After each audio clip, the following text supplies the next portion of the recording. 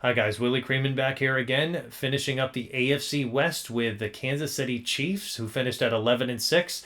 They won the division, and they won another ring, right? They put another ring on Patrick Mahomes' finger. So, Mahomes and company, they get it done again, right? Like Andy Reid, Steve Spags, like they're gonna run it back again.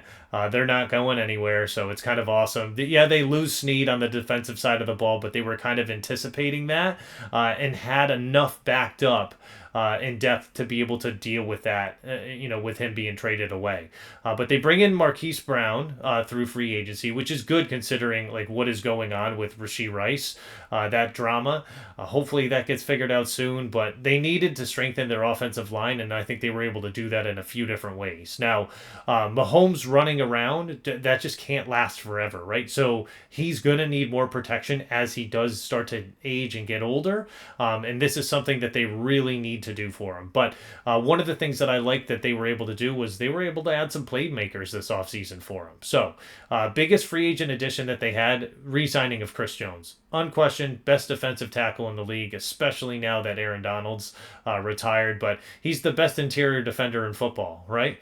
Just an absolute disruptor. And you could see last year exactly what happens when he's not there, right? Yeah, they played Detroit close at the beginning, but they lose that game. But having him there the rest of the season, it's just he absorbs 2, 3 guys. It's unbelievable what he's able to do.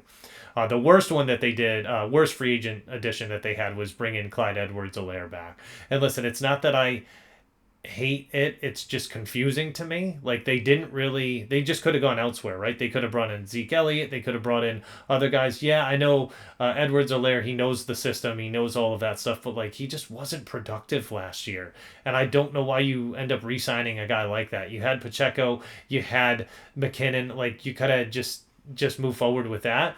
Now, I'm not saying you need to sign like a Saquon, but they could have gone elsewhere. I just really would have liked to see that. But in the draft, they go after Xavier Worthy in the first round, and like this could be the draft that Chiefs fans talk about for like the next decade, right? Like it could be he set the combine record for the 40.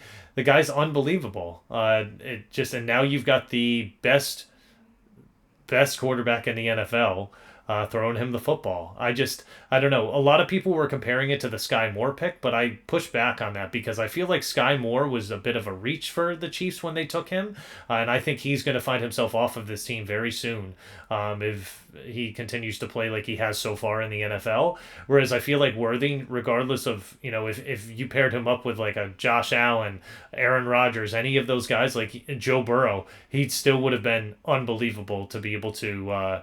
He experienced success in the NFL. So they also go Big King at offensive tackle out of BYU, which I really love that because they needed help on the offensive line. And I think this is a guy that's going to provide him that. And just a quick little pick, I think he could be starting at left tackle to open the season. So be on the lookout for that.